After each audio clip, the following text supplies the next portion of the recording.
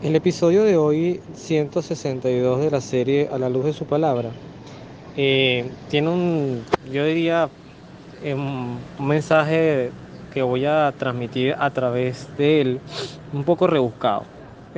Es como la gente que dice, es buscarle la quinta pata al gato, pero eh, en un punto positivo, porque además yo creo que la palabra de Dios siempre está llamada a interpelarnos para mejorar, no con un dedo acusador, no para hacernos sentir mal y dejarnos en esa sensación de vacío, de dolor, sino para mejorar. Entonces, también tiene un contexto un poquito de interpelación personal y general, porque además yo sé que de lo que voy a expresar acá, eh, muchos han vivido, han experimentado o lo van a experimentar esa sensación que voy a describir acá.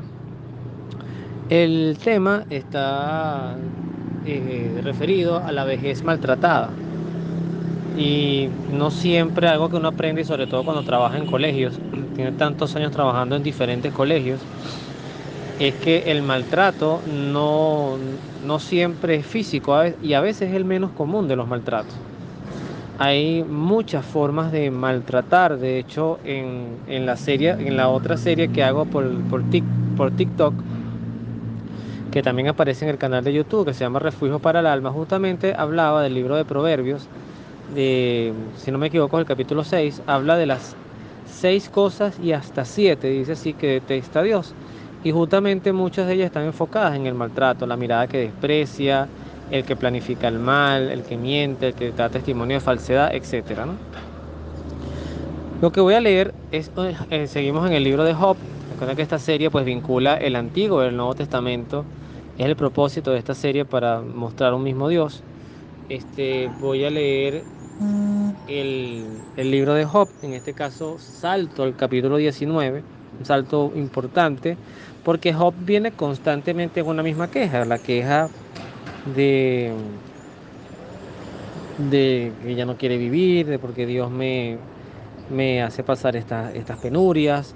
Él, como digo, y creo que eso se mantiene en todo el libro, siempre dejo un margen de error porque yo no soy experto en Biblia, pero de lo que he leído, de lo poco que he podido interpretar, nunca vamos a ver un Job maldiciendo a Dios, que era lo que la esposa le decía en el capítulo 2.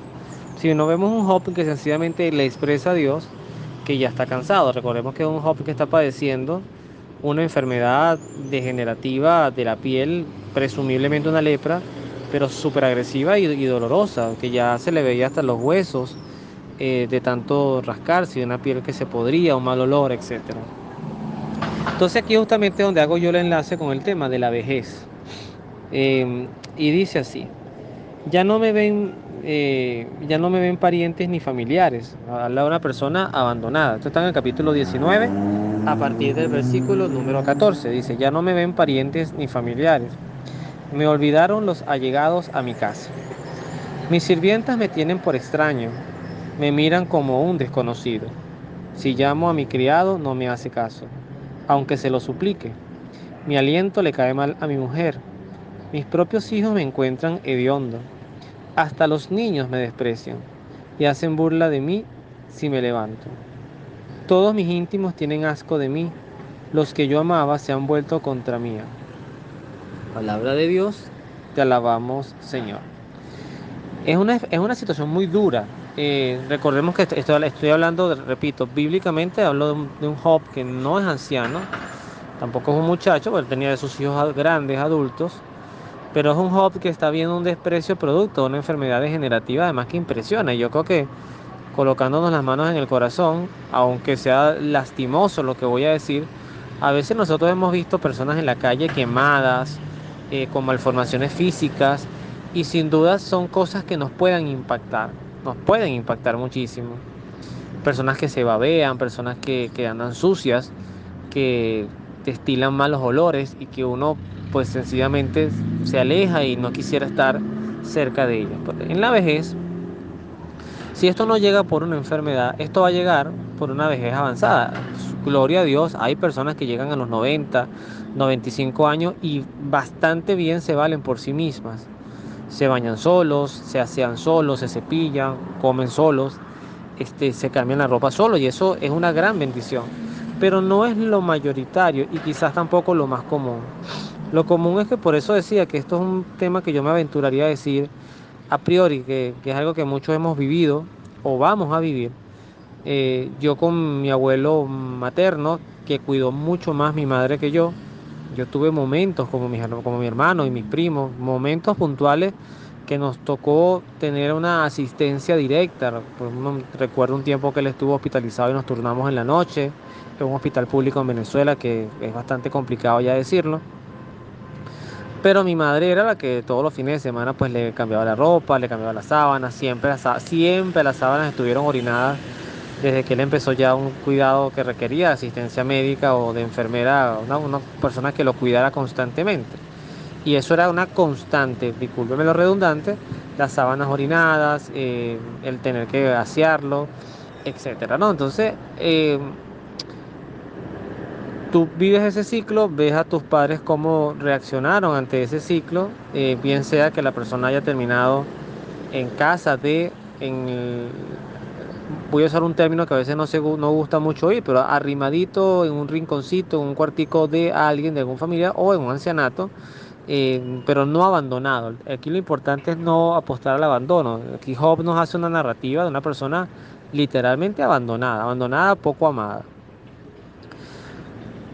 Uno de los actos más heroicos que uno escucha de la vida de los santos, y voy a citar a dos particularmente de siglos totalmente distintos.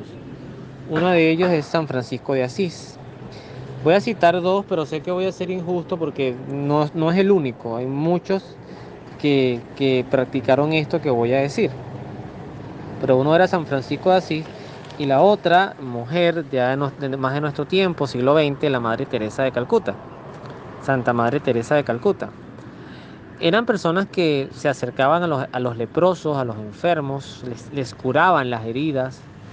De San Francisco se dice que hasta se las besaba, las llagas, de llagas infectadas además. Uno solamente decir esto, y sé que no es la primera vez que lo digo, en una de las tantas cosas que subo al canal, que ya son más de 800, para la gloria de Dios. Yo sé que esto ya lo he comentado antes, pero ese acto heroico me hace pensar en unas palabras que escuchaba el día miércoles 8 de mayo, que es cuando correspondía mandar este episodio, pero bueno, ya tengo dos miércoles que por temas de reuniones, de una actividad pastoral que estamos preparando con motivo de los retiros de Maús, justamente he llegado muy tarde a casa y no me ha dado chance de poder montar el episodio, entonces prefiero hacerlo el jueves con calma. Y tuve la oportunidad de escuchar la homilía del sacerdote que estaba oficiando la misa de esta semana. Y él hablaba de cómo hacer un discernimiento, cómo tomar una decisión cuando te toca elegir entre dos cosas que ambas son buenas. Entonces él ponía el ejemplo, él decía, supongamos que un domingo te pones tu pinta de domingo, que deberías tener una pinta de domingo, eso lo digo yo, eso no lo dijo el padre. Yo creo que con el comentario fue hizo la sugerencia, eso, el inciso, ¿no? Te pones tu pinta de domingo, vas a misa, ya vas un poquito sobre la hora, y vas en tu vehículo, o vas a pie, y ves a una persona, hombre o mujer, que está accidentado en la vida, en la vía, y necesita cambiar un caucho. Y tú tienes dos alternativas. Tú te puedes decir, bueno, si me pongo a ayudar a la persona a cambiar el caucho, no voy a llegar a tiempo a la misa. Pero además, si me pongo a ayudar a la persona, me voy a ensuciar la ropa, voy a sudar, etcétera, ¿no? Por otra parte, si asisto a misa, cumplo con el precepto de la misa, también estaría haciendo un bien, estoy alabando al Señor. ¿Qué hacer? Decía él. Y él decía, como conclusión, haz lo que más te cueste. A mí eso todavía me ronronea al oído, la mente y el corazón, porque me pareció muy interesante y más me encantó la homilía que dio. Un padre agustino, no recuerdo ahorita el nombre, por eso no lo menciono, porque sí lo he escuchado, pero no lo recuerdo ahorita. Pero él decía, haz lo que más te cueste. ¿Qué es lo que más te cuesta? Bajarte, ensuciarte, eh, desgastar tiempo en un desconocido, pero estás haciendo el bien. Por la misa, fíjense usted, y lo decía, por la misa, ya hiciste misa al hacer esa obra de caridad. Entonces, me pareció bien importante porque eso me permite a mí pensar, sobre todo cuando uno tiene familia y uno tiene sus padres y su hermano, por ejemplo en mi caso, yo soy el menor del lado materno, tanto por los primos como mi hermano, no somos muchos, pero soy el menor de todos y tengo 42 años, o sea que muchacho no soy.